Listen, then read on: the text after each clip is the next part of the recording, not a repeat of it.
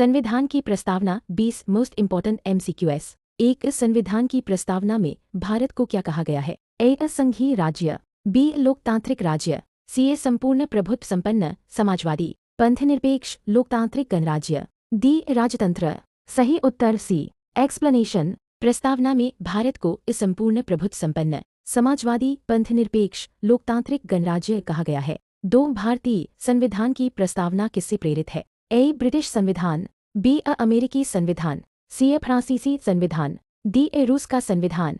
सही उत्तर B explanation. भारतीय संविधान की प्रस्तावना अमेरिकी संविधान की प्रस्तावना से प्रेरित है। 3 समाजवादी शब्द संविधान में कब जोड़ा गया? ए 1950, बी 1962, सी 1976, डी 1985। सही उत्तर सी एक्सप्लेनेशन। 42वें संविधान संशोधन अधिनियम 1976 द्वारा असमाजवादी और पंथनिरपेक्ष शब्द जोड़े गए। 4 प्रस्तावना संविधान का कौन सा भाग है? ए कानूनी भाग, बी परिचयात्मक भाग, सी अनुसूची, डी संशोधन भाग। सही उत्तर बी एक्सप्लेनेशन। प्रस्तावना संविधान का परिचयात्मक भाग है। 5 हम भारत के लोग इस शब्द क्या दर्शाते हैं? ए जनता की शक्ति, बी संसद की शक्ति, सी राष्ट्रपति की शक्ति, डी न्यायपालिका की शक्ति। सही उत्तर ए एक्सप्लेनेशन। यह दर्शाता है कि संविधान की शक्ति जनता से आती है। 6 प्रस्तावना में कितने प्रकार के न्याय का उल्लेख है?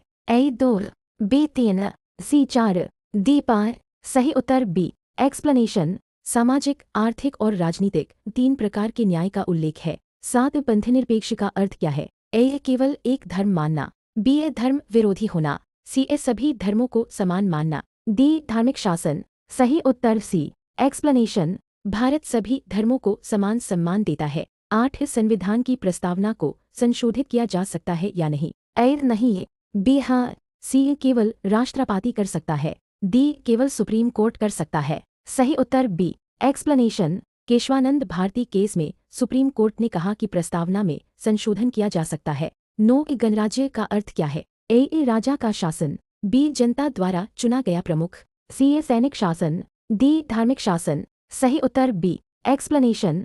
भारत में राष्ट्रपति जनता द्वारा अप्रत्यक्ष रूप से चुना जाता है। 10 प्रस्तावना में स्वतंत्रता किन किन की दी गई है? ए विचार, बी अभिव्यक्ति, सी विश्वास, डी उपरोक्त सभी। सही उत्तर डी एक्सप्लेनेशन। प्रस्तावना में विचार, अभिव्यक्ति, विश्वास, धर्म और उपासना की स्वतंत्रता दी गई है। 11 भारतीय संविधान कब अंगीकृत किया गया? ए 15 अगस्त 1947, बी 26 जनवरी 1950, सी 26 नवंबर 1949, डी 2 अक्टूबर 1950। सही उत्तर सी एक्सप्लेनेशन। संविधान सभा ने 26 नवंबर 1949 को संविधान अंगीकृत किया। 12 लोकतांत्रिक इस शब्द का अर्थ क्या है? ए जनता का शासन, बी राजा का शासन, सी सेना का शासन, डी धर्म का शासन। सही उत्तर ए 13 प्रस्तावना में बंधुता किससे संबंधित है? ए भाईचारा, बी न्याय, सी स्वतंत्रता, डी समानता। सही उत्तर ए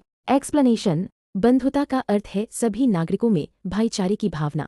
14 प्रस्तावना में समानता का क्या अर्थ है? ए सभी को समान अवसर, बी केवल अमीरों को अधिकार, सी केवल पुरुषों को अधिकार, डी केवल नेताओं को अधिकार। सही उत्तर ए 15 संविधान की प्रस्तावना लागू कब हुई? ए 26 नवंबर 1949, बी 26 जनवरी 1950, सी 15 अगस्त 1947, डी 1 जनवरी 1950। सही उत्तर बी 16 प्रस्तावना में कौन सा शब्द 42वें संशोधन से नहीं जोड़ा गया? ए समाजवादी, बी पंथनिरपेक्ष, सी अखंडता, डी लोकतांत्रिक।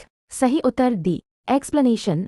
लोकतांत्रिक शब्द पहले से ही प्रस्तावना में था। 17 प्रस्तावना में अखंडता शब्द कब जोड़ा गया? ए 1950, बी 1965, सी 1976, डी 1980। सही उत्तर सी 16 प्रस्तावना में कौन सा शब्द 42वें संशोधन से नहीं जोड़ा गया? ए समाजवादी, बी पंथनिरपेक्ष, सी अखंडता, डी लोकतांत्रिक।